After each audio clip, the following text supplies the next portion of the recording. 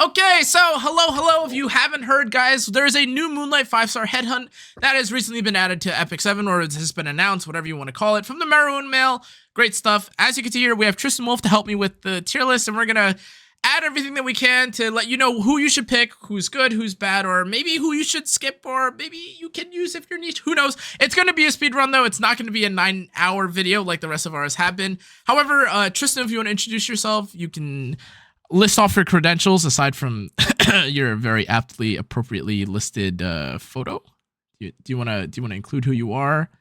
Hey everybody, I'm Tristan Wolf, as seen on YouTube. I'm excited to be here for our first ever speed round tier list.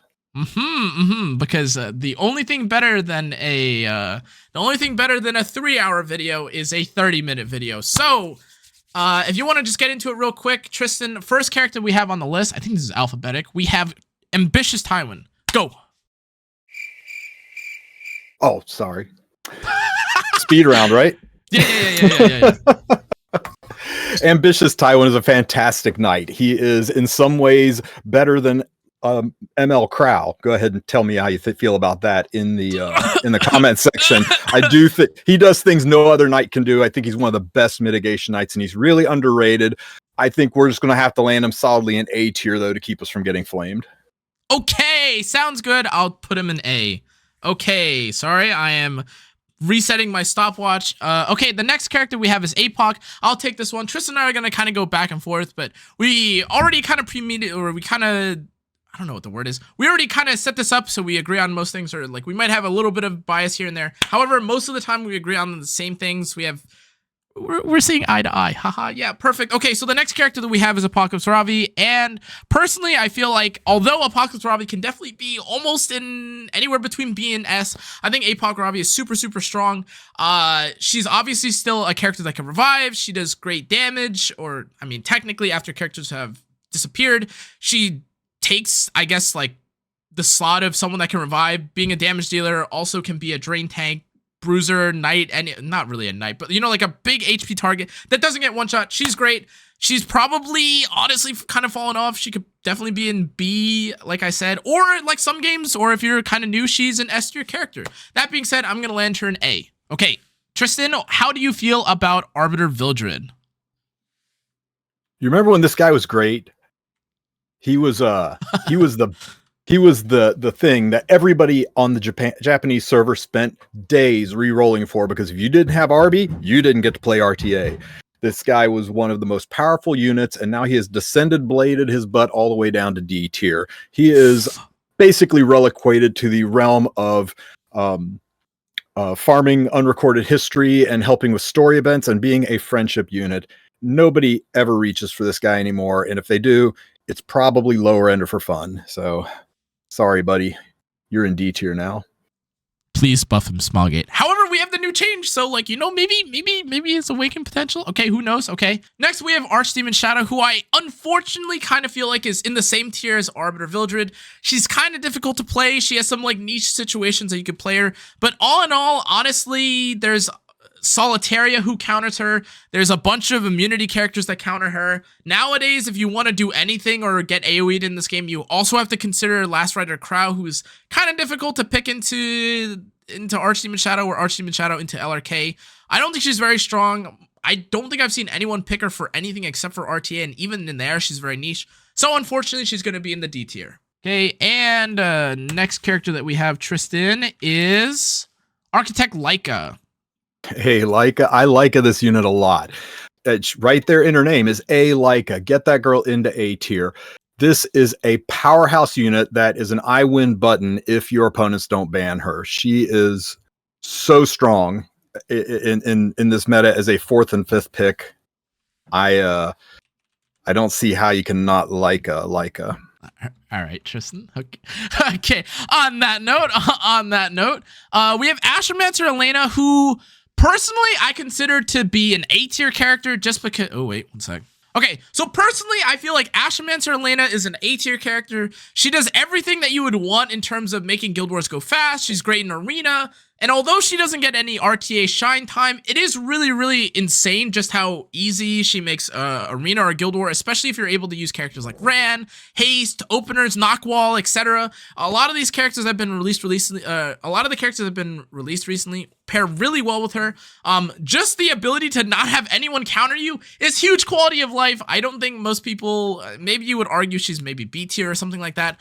But especially if you do have the speed, or if you can manage to find a character that uses AoE, she's not very gear intensive. She's great. A. Okay, next character we have is Belian. In a world where you get punished for doing AoE attacks too much, we have a unit that does AoE attacks with every single one of her skills, which you think would just get you destroyed with things like Landy and ML Ken and Bellona on the board. But we all know the strongest artifact in the game is a stupid 4-star artifact that gives souls so strong, in fact, people have upwards of a dozen of this artifact on hand.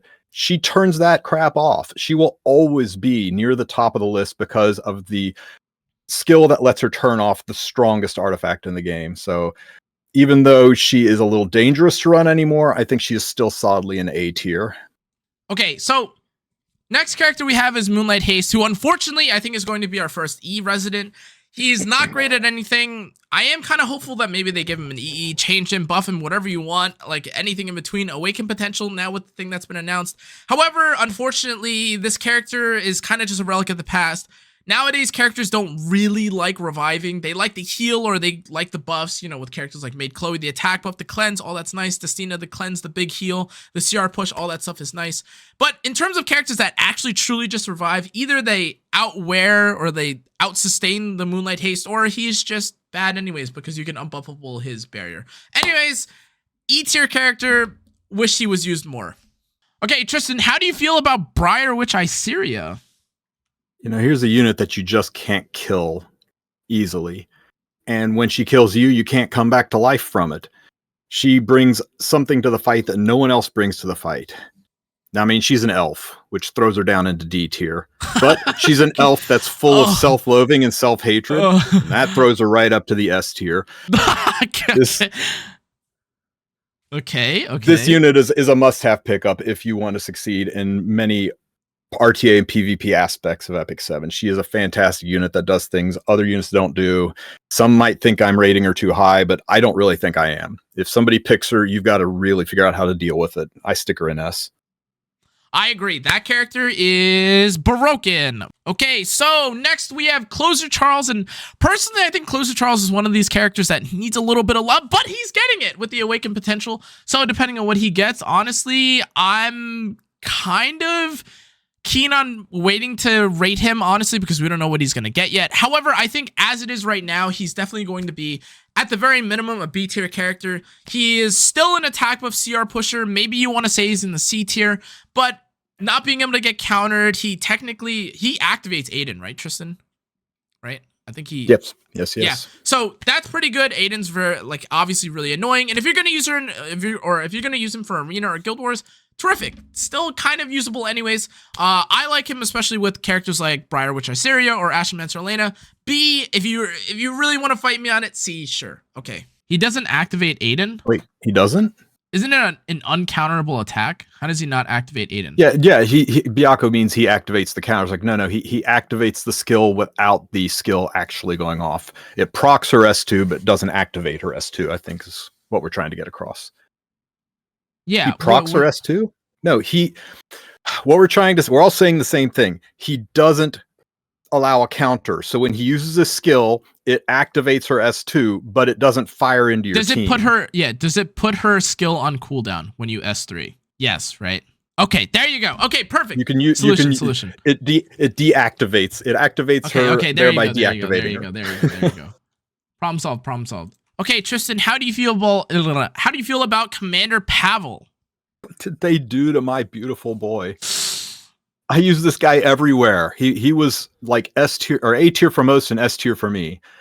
But man, everything that's come out recently has just made this guy a liability to have on your team. When you get a chance to use him, it's niche. He's almost like Arby, where he's just used for PvE anymore. So I'm sadly shoving him down to C tier and hoping for a summer version. Okay. Yeah, I also think he's really strong. But I think especially with Euphine, my goodness, bro, that character is literally Politis and a counter unit built into one. So annoying. C Pavel's below Charles. Yes, C Pavel is below Charles. Yeah. That's a I thing. mean, if anything, they'd be equal. Like, I don't think that's that like crazy to think. I think they're like. I think literally with the same changes, I think with the changes that we know are coming, Charles sits firmly above C Pavel. Oh yeah, that's probably also the case. Okay. The next character we have is Conqueror Lilias, and she's definitely still an S tier character. If you're trying to use her in Guild War and Arena, you get Vigor, and then you can one-shot something with, like, I don't know, with attack buff when you combine her with her. In RTA, she's a little bit less prevalent, especially at the higher tiers as you go. However, in the lower tiers, especially if someone doesn't end up picking something like Summer Luluca or Moon Bunny, she's still decent. But you do see a lot of Moon Bunny and Ocean Breeze Luluca right now, so I think it's kind of tough to call her like the best hands down character in the game now, because there's so many ways to deal with her, especially with Zio, who is, spoiler. But I still think she's an S tier character. She's still very usable. It just kind of depends how you use her, and you have to use her a bit more cleverly, smartly. That's not even a word. But anyways, yeah, she's an S tier character. All right, now, Tristan, what do you think about Dark Corvus? This man and his enormous faith deserves to be in A tier. He is a powerhouse unit, and how with that much armor you can still take injury damage is beyond me, but because injury is a thing, it slides him down a rank. If it wasn't for the fact that injury could take him down so quickly, and that we're getting so many devastatingly good injury units like Shu, he would be used a lot more often. I know some Dark Corvus enjoyers are gonna flame me for it and are probably unsubbing my channel right now because of it. But I think with the way the meta is, with a lot of injury spamming going on, that Dark Corvus is sitting firmly in B tier right now. Okay, fair enough. Now the next one I think is gonna be a little controversial, which is Death Dealer Ray. I know a lot of people think that this character sucks, and I also know I know that people that actually get to play against this character and encounter his injury and his kit think he's S tier. However, I think because of how difficult it is to build him and play him in the situations you can use him, he still ends up getting, kind of messed up by certain characters in the meta like Solitaria. Because of all that, I think he unfortunately kind of lands in C next to Commander Pavel, where in their niche he is pretty good. He does what he needs to do. He applies injury, he does a bunch of sleeping, he does a bunch of crowd control and injuring. However, how often you're going to be able to get that without either being banned in the post phase, in which case it's not that very valuable, or you're going to be in a weird situation, I don't know. I don't think he's particularly the most overpowered oppressive character. Anyways, I think he lands in C. Let's move along to Desert Jewel Basar, though. Where do you think he lands, Tristan? Man, DJB is great at exploding barriers. So when your enemy brings a giant barrier unit like Para into the team, you can use DJB to explode those barriers, cleanse all your debuffs, push your whole team up, and gain control and pacing back on the team. Except when the opponent brings small barriers that constantly proc nonstop, and then you're not sure when to use his skill, and suddenly his value is down a whole bunch, because other than blowing up barriers in that big CR push, he's on a long cooldown, not doing much. And without the Soul Weaver buff that we used to have from the Frenzy system, he doesn't cycle like he used to. And I think he has just dropped down in usability into the B tier, straight from S and A down into B, just because popping barriers doesn't quite have the same oomph it used to. Yeah, I definitely think a lot of people pick him into Para and stuff like that, or FCC, but FCC is, we'll see later, like not as good. And Para nowadays is not only just a little weaker, some people just build their Paras to withstand the invert, which is also kind of crazy. But okay, that's B. The next character we have on the list is going to be Designer Lilibet. I think Designer Lilibet is another character that I kind of feel goes hand in hand with a character like Desert Jewel Basar. They're both kind of counter characters in a sense, where like you want to pick Designer Lilibet into people that pick like a lot of Ran or Payro or like debuffers and stuff like that. However, that isn't quite as prevalent as some other stuff like, I don't know, Architect Laika or You know, we have other characters like Emma Landy coming about. So in any case, like in terms of being an anti-cleave option, she's decent. She does a lot of, she cleanses, she does her job. But whether or not you actually are going to pick her a lot and whether or not she's worth it for you to actually pick her on the headhunt, she's not usable really in any PvE whatsoever. So she's like a very niche character on occasion in RTA, maybe Arena, Guild War, etc. B tier for me. But the next character we have, I don't think is actually that, sorry. But the next character I think here is not that niche, which is Faithless Lidica. So what do you think of this character, Tristan? Let me tell you something about Crazy Eyes here. If you've got the top end gear, like, I mean, you're rocking Jinte Elf Mage level gear, she is a solid S tier unit. She's incredibly difficult to fight and incredibly difficult to deal with. If you do not have that level of gear, like I'm talking even a near miss, then she's D tier.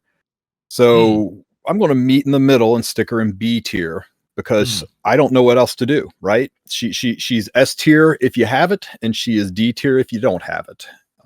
Not a unit to pick or build unless you can actually accomplish the stat points needed to make her effective. Otherwise, she'll just get your team killed.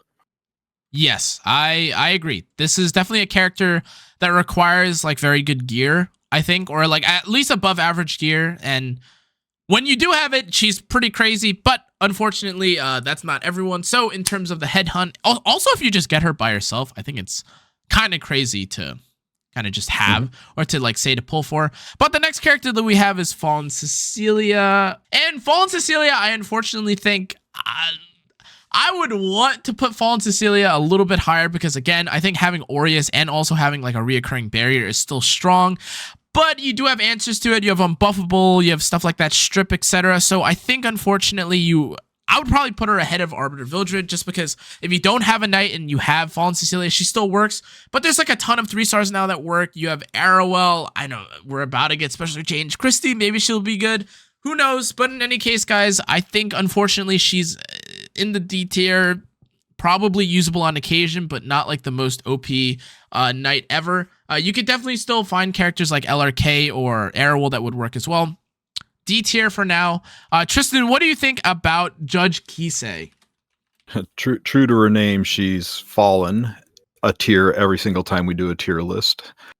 Judge Kise, though, Judge Kise is exactly where Judge Kise has always been, and that is sitting right beside Blood Moon Haste and competing for the worst ML 5-star in the game. I don't have anything good to say about ML or about Judge Kise except that she fills out that dress nicely and looks great in the lobby. She's got an outdated 2019 kit that I don't think even a buff can save. She just needs a rework. She needs an identity, and she has none. I put on the skin. Don't you worry, Tristan. Nice. So she looks a little bit better. Okay. The next character that we have now is Last Rider Krau, and my goodness, while his skin is controversial, I don't know if any people like or hate it. It's kind of one of those things. I think undeniably, though, the thing that we are not split about is how good he is. He's an S tier knight for sure. He's great mitigation. He does a lot of damage for some reason, and also has probably one of the most annoying passives to deal with, which is that if you do an AoE, I give a barrier. Now, sometimes that's kind of nice if you want to activate barrier and activate characters like Operator Sigurd or Arunka, but those characters are not as good anymore. So the thing that he's kind of suffering from right now is Gala Lilias, and even then, that's one character, and then the rest of the cast kind of hates fighting him. Anyways, I think he's definitely an S tier character. He's usable in most Arena, Guild War, RTA, whatever you want to call it. He's maybe not that usable for PvE, but then again, not many of the characters on this list are. I think he definitely lands in S tier. Okay, now, Tristan, what do you think of Lionheart Cermia? S tier. Ooh, okay. S tier. Lionheart Cermia at S tier. Okay, why is that? Because she's a redhead. Wrap it up, baby. Let's go get SBA. Woo! Perfect. Haha. For real, she doesn't steal gear from most other units. She has a very unique build set, so it's pretty easy to build her without torturing your other units. She's incredibly powerful. She works on multiple sets. She is devastating to fight against. She somehow boosts chances to dual attack just by being on the team. Just an unstoppable powerhouse of a unit. And she's a redhead. Well, you can't argue with that. Okay, the next character that we have is Little Queen Charlotte. I think Little Queen Charlotte is decent, but a little bit difficult to play, I would say. Let me give her the skin real quick because, wow, the skin is pretty great. In terms of like when she's going to be strong, obviously you don't want to take her into situations where her attack buff or she can be stunned. Those situations are pretty rare, but on the occasion that you do get to use her, her damage is pretty insane. She does also come with mitigation, which is maybe not as good when you consider, everyone is picking Aiden, and Aiden kind of does what she does, but a little bit better or a little bit differently. However, I still don't think she's the worst character in the world. She's definitely, in my opinion, more pickable than someone like Commander Pavel, and maybe arguably equally so, maybe to someone like Ray. However, if someone is stacking a lot of dark units, this is definitely a character that you reach for. B tier for sure. Okay, next character we have is Lone Crescent Bellona. S tier. S tier. She's a redhead. Okay. All right, Tristan. All right. Okay. I don't know. I'm back and forth on S versus A tier, right? She can see through crit, or anti-crit, which is a bigger deal now that we have Landy. I really waffle back and forth on it. I'm not sure I can compare her to the likes of some of the other S tier units, but I also think she's better than a lot of the A tier units. She's like maybe A.5. S minus. Do you think she's better than Belian? Break the tie for me. I think she's substantially better than Belian, but I don't think she is quite as good as some of the other S tier units. I don't know. You can break the tie for me. I want her in S, but I see a world where she's an A. S. We've added a new character to the S tier. There she goes, Tristan. Okay. The next character we have on the list is Maid Chloe, and a lot of people are playing Maid Chloe right now, apparently in RTA. I haven't seen too much of it, but Maid Chloe is also honestly pretty good in Arena and for Guild War. For whatever reason, which is, a crazy concept, cleanse attack buff and a revive buff is kind of nice, and honestly, she has a lot of effect resistance. Most people combine her with characters like Armin and stuff like that, or Crimson Armin, in order to abuse how much effect resistance you give to a team. That being said, I understand if she's not the most OP character in the world, and it is also something you kind of have to get used to. She's a bit gear intensive, so I think at the very best, she's probably a B tier character. It can kind of go up and down based on how good you are. Question mark. But I've been told that according to the Epic 7, the match history site, right? She's the second or one of the highest pick win rate characters, something like that, which is wow, great. We have a new tool, right? So she's a B tier character, because obviously this isn't just for RTA, this is for everything. However, the next character that we have is someone that has just been buffed recently. Tristan, how do you feel about the Giga Chad with no shirt on? S tier. S tier. He's a redhead. All right. Okay. All right. For real, it's probably a die job. We're gonna slide him down into A tier because really, this is one of those units where if your opponent doesn't draft carefully, you drop this guy and you win the fight, unless he bans it. He is beyond broken into certain situations where if you do not draft around this unit, you can't beat this unit. So situationally S tier, but because those situations happen, a lot of times you don't see what you've done, and then until they drop this unit and you realize, wow, I guess I'm screwed. I have to ban this or I lose. So yeah, I'm going to sit him in S tier, or A tier. I was gonna say, I feel like, I apologize for cutting you off. I feel like he's one of these characters that in the past, where you would probably pick MLK is where you would pick Dark Corvus, because they're playing very disrespectfully, or they play very oddly. And I feel like MLK right now is the bar for weirdness. If you can't beat MLK, you're not you can't cheese, right? So I think for that reason it's fine to put him in A. But the next character that we have, who I think no one is confused or questioning right now, is Mediator Kawerik, who I think is just probably still, what?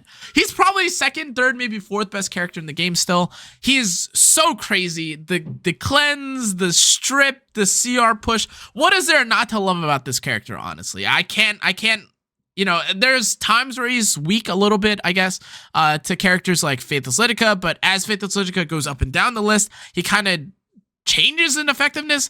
I think, honestly, if I know we're not ordering it right now, but if I had to order it, God, this character is high up on the list, especially depending on how you play. I really like him. I'm sure, Tristan, you get some use out of, I'm sure you get some use out of him as well. However, I use him in Arena, Guild War, PvE, whatever it is.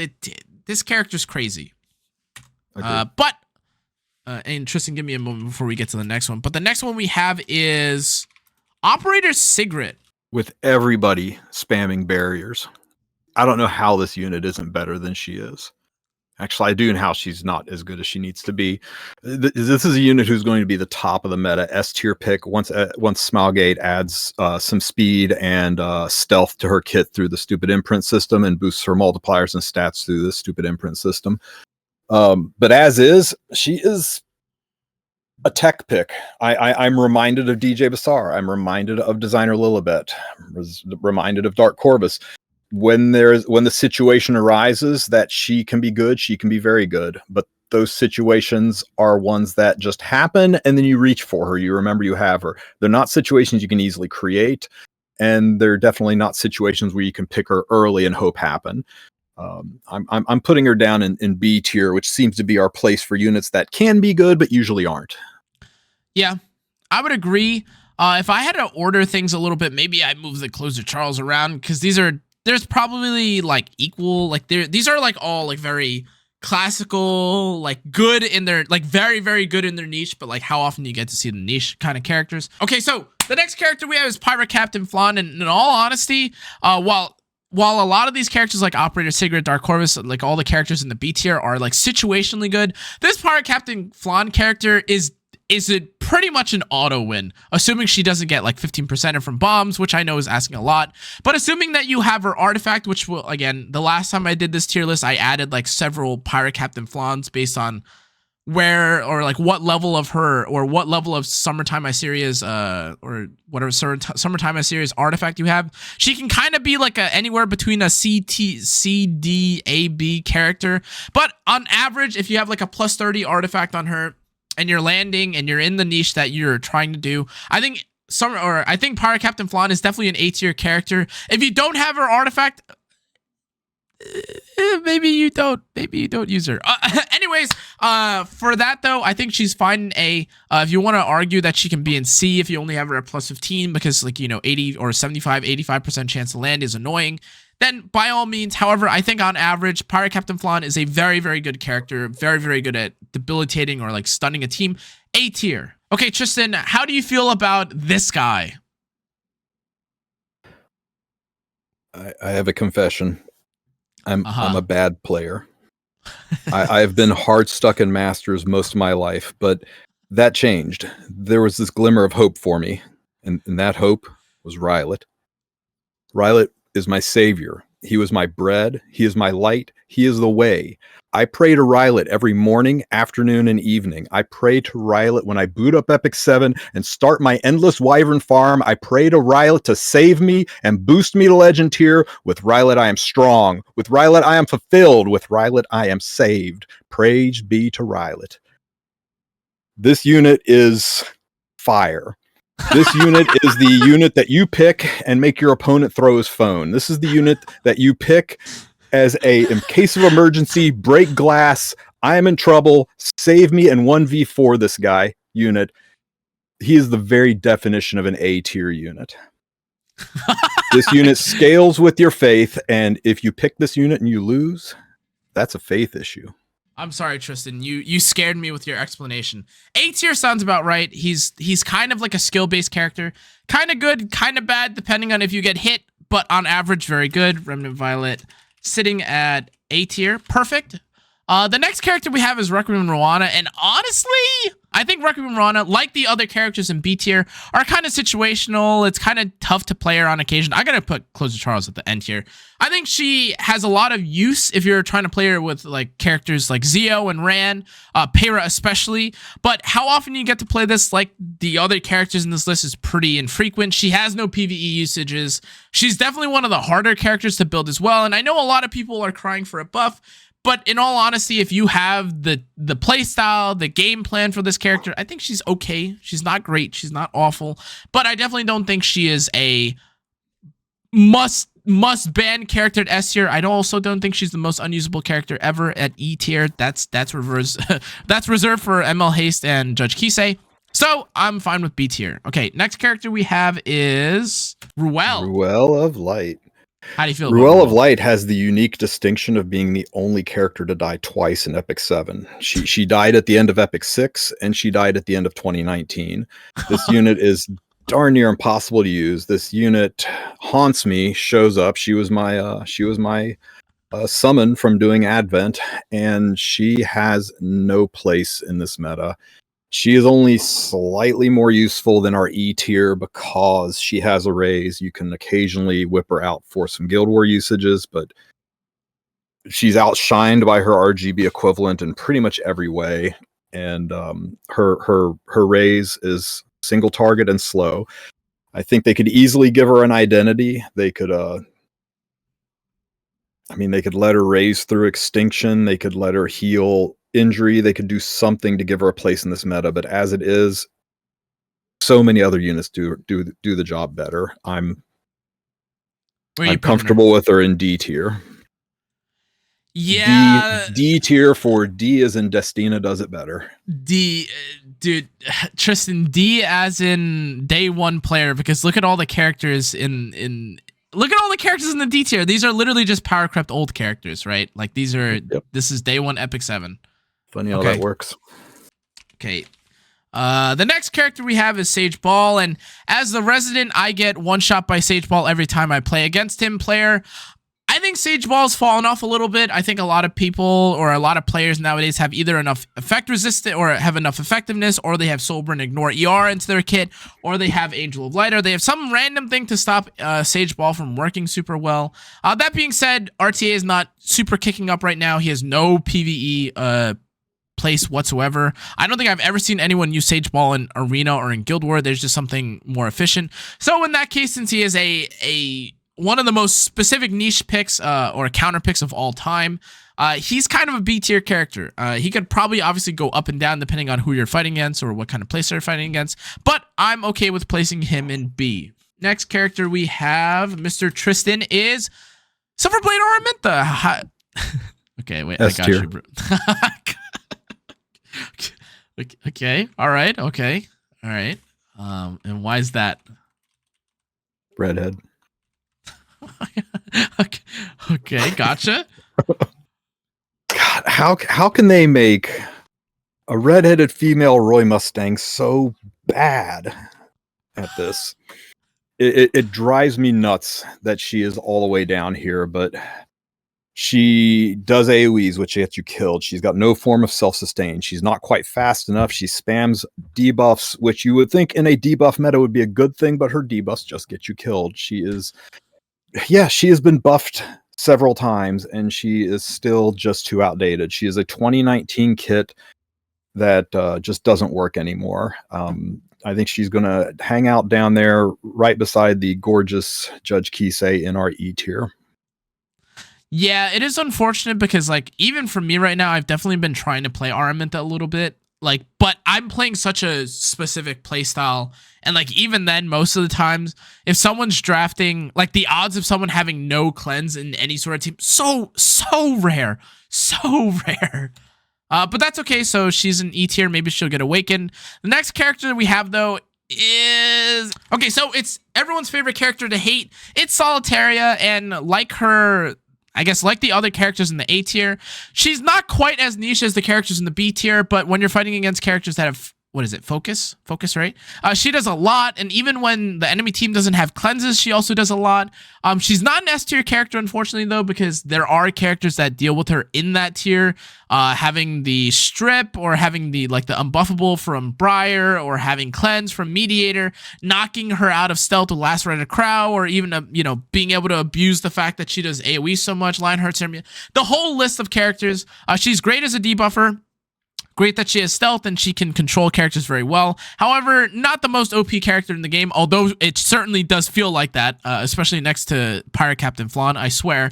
Not S, oh my bad, A tier. Okay, the next character that we have here, Tristan, is, I'm sure you've done some testing with this guy. Where is Spez? For a unit who doesn't even really need gear, he can have, 2k attack and 250 crit damage and still one-shot things when they're stunned, right? Be a shame if half of the new units that came out that counter him don't get stunned, and that the other half of units that come out are either immune to stun, self-cleanse, or punish you for doing AoEs or debuffing. Be a damn shame, because if that happened, then this guy would be solidly in the E tier. Unfortunately, Tristan, I think that is just the way that Epic 7 has been trending. It is true. This character has a bit of an identity crisis. He does so much damage. It is really unethical. However, yeah, he has an identity crisis. They don't want to give him overpowered stats. They don't want to do anything super committal. So, unfortunately, he's an E tier character. It is unfortunate. He kind of sucks. It is what it is, though. So the next character we have is Specter Tenebria. And unfortunately, I know people are going to ask oh, well, why is she in here? Some people didn't pick Specter Tenebria, guys. Unfortunately, I have no idea what you would pick instead of Specter Tenebria. But in case you didn't pick Specter Tenebria, she's got a stun. She does one of the safest kits in the game while also doing a lot of damage. She scales, ramps, does a billion damage, can't get hit. She holds book, anything you want to do in this game, basically. So long as you ban Belian, she does it. She's one of the better characters in the game, especially since, ML Landy is getting banned a lot, or, ML Landy isn't even pickable from this list. However, most people have Specter Tenebria, so if you don't want to pick her, or if you already have her, just skip over this. But if you don't have her, you should definitely get her, probably rivaling a character like maybe Briar or Mediator Kawerik. If you don't have her, keep saying that over and over. I'm like a broken record. But anyways, S tier. How do you feel about the next character here, though, Tristan? Spirit Eye Celine. For not being a redhead, this unit really hurts me. She is one of the best looking units in the game. I think her art is fantastic. Looking at our tier list, we've kind of got an S tier of first pickable units, and then a B tier of easily draftable units. And then our B tier is kind of niche pick units, good counterplay units. She is more than niche, though. She's kind of an extreme niche unit. It's harder to shoehorn her into fights anymore, especially with all the strips and buff blocks that are out there. I'm going to have to drop her from what used to be a B tier into a C tier, just because her playability, I think, slid downhill. Now, some people might argue that point with me, but I think at the higher end of competitive play, she is much harder to use than she used to be, which is why I'm dropping her down a notch. Yeah, you also need such specific gear, a specific game plan for when you want to pick her. And it's even more niche than, I don't know, most of the time just using Sage Ball, right? Which is, I think, in most cases, an equally as safe play. But the next character we have is Strays, and I know this is gonna catch me some flack, but I think, okay, maybe not. I was gonna say I would put him in S tier, just because, in all honesty, how much damage he does to Aureus is, and everyone starting to use Briar again, and how good he is in PvE. This character is the do-it-all character. If I could, I would just put him as probably the best, probably arguably one of the best characters that E7 has to offer. Terrific character, kit, everything. He's kind of foolproof until they do something really crazy. But literally just because he has 100% defense penetration, he does infinite damage with his skill 3 until they power creep this boss. This guy is just one of the most disgusting ML5s that have ever been released. He does a lot of damage. Benny Tachi buffed him. If you don't have him, you're probably really upset. To be honest with you, you're probably going to pick Strays regardless of where I put him on the list. However, I'm going to leave him at the top of A. I would probably put him in S. Quick question for you. What's up? Can you first pick him? No, you can't. then he shouldn't be an S. But can you first pick all the top list characters and also use them in PvE? I think you could. I think you could first pick everyone in the top list. I think some of them are a little bit sus, but you could get away with it. First picking them doesn't immediately make your team be countered into the dirt. Can you use all of them in PvE too, though? And I'm not saying the only one you can maybe not first pick is Bellona. And if we're going to go on that standard, then I guess we could pull her down to A tier, even though she's a redhead. But anyway, that's just one of my observations from the way our list is kind of sizing up. Okay, it's fine. It's fine. All right. Strays is there. That's fine. I don't think people are gonna argue, honestly, with the way that it looks right now, because this looks like this just feels right. I feel like. Okay, how do you feel about Sage Vivian? Sage Vivian is the unit that almost everybody has built really, really well and then never drafts. She is the Alencia of 2023. Remember how everybody had a really good Alencia they never used a few years ago? Yep. Feels like that to me. And it's because, one, she's very hard to build, and two, she's harder to play. She's great. She's hard to kill. She is a DPS unit that heals your party. And DPS healers that are actually decent at healing and decent at DPS are really few and far between in this game. But she just doesn't do enough damage to warrant being the DPS of your team. She doesn't do enough healing to warrant being the healer of your team. She's a jack of all trades, master of none, and jack of all trades, master of nones wind up in the center of tier lists. So I'm putting her in C just because the level of gear it takes to make her good, that gear is probably going to give you better benefit on other units. Yeah. And I love this unit. When I pick her, I usually win with her, but it's just, I don't reach for her because I see better options all the time. Yeah. I think that's totally fair. She also just gets one shot by Karina. It's like, it's so bad. It feels so terrible. Okay.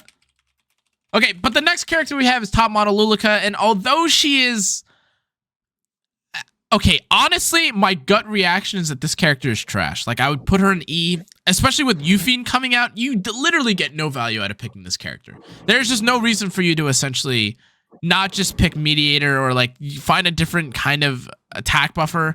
Like, whatever, with that being the case, although she does also kind of have to jump between Euphine and she also has to deal with Belian on occasion, I think she's still a C tier character. She's very niche, but not even for RTA, because in all honesty, this character is damn right out, like, unpickable in RTA. I haven't seen anyone pick this character for good reason, and even though she got her imprint change, it's just not good enough. She's not good enough. She doesn't do enough. Personally, I think Closer is just better than her at this point in every way, shape, and form. She's maybe only here because some people still could use her as an attack buffer. I'm really inclined actually to drop her to D tier in all honesty. But I guess, like, technically speaking, I might use top model Luluca in Guild Wars or Arena more than I would use someone like Arbiter Vildred, ADS, or Ruele. So I'll leave her at the bottom of C. Okay, Tristan, what do you think about Twisted Eidolon Charon? This guy was sitting in E tier for a while. He was arguably the worst of the worst, right? Because by the time he got to do his thing, you just killed him.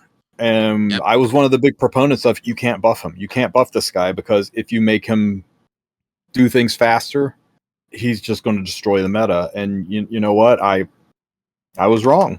They were able to buff him in a way that made him better without making him destroy the meta. In fact, they buffed him so marginally that he's only a little bit usable. I think much like Sylvan Sage Vivian, you're going to have a hard time reaching for this guy. There just aren't as many scenarios where you're going to use him over other units. I think he's pickable. I think he's playable. I just don't think he is going to be a staple unit. So yeah, I think in the C tier. In fact, seeing him next to designer Lilibet makes me, or not designer Lilibet, seeing him next to top model Luluca makes me, wonder why top model Luluca is so high up. Yeah, if you want to put top model Luluca in top of D or C, I think that's totally fine as well. We could do the adjustments at the end, though. That'd be totally fine. Yeah, we can tweak it at the end. Yeah, for sure. I'm good with it. Okay, the final character that we have is Zio. Now, Zio, is probably one of the few characters that I consider to still kind of be like a mistake that E7 released. This character is so frustrating to fight against. He blocks out so much of the game. And yes, he does help you, or he does help fighting against characters like Conqueror Lilias, but at what cost? Honestly, you can't play an opener or like a fast character without basically banning Zeo, expecting the enemy opponent not have Zeo, or something in between. I hate this guy, in all honesty. I use him a lot, to be clear, but he is just king of taking turn one, and how valuable that is kind of 50-50, and there's people that have answers to him with like a Turnus and such. However, he is the standard for if you want to play fast, well, you better either pick him or ban him, and that's just kind of how it is. Doesn't matter if it's Arena, Guild War, etc., RTA, this character is really frustrating to play against, and there's like 7 builds you can run on him, and 7 different artifacts you could use on him. So, with that being the case, I think Zeo is firmly probably in the middle of S tier. He's probably equal to, if not better, than characters like Lionheart, Cermia, LRK, etc. But the ordering of these characters in the tiers doesn't matter too much. I think he's definitely an S tier character. But as we kind of round things down here, Tristan, are there any adjustments, like final tweaks or anything like that you think you would change? Anything that feels out of place? I don't know. I think it's fine. There's some things that I might tweak up or down, but that's very subjective to how I play. I'm trying not to wrap my brain too much around S tier being first or second pickable. Yeah, because that makes S tier very, very small and precludes any RTA or any PvE usage out of it. Yep. I think we got a nice shape to the curve. People are going to argue, especially when they see Speared Eye Celine sandwich between Kayron and okay, you've convinced me. You've convinced me. This character is going to D tier. No. I mean, she's you know, yeah. She does suck. She does suck. She just sucks. Yeah. Really There's does. like kind of no reason to pick Luluca, unfortunately. There's a couple of units in B tier that are a little suspect. I'm wanting to leave Charles where he's at just because we know that there's an impending huge buff coming to him. And if it's anything like what Krau's getting, he'll earn that spot. But seeing units like Opsig and DJ Basar hanging out right beside units like Designer Lilibet and Roana, I don't know. I'm fine with it. I'm fine with it. Okay. I mean, we could also order it like that. Sorry about that. No, it's fine. Yeah, I mean, honestly, a lot of them are kind of niche. It does just kind of depend on playstyle.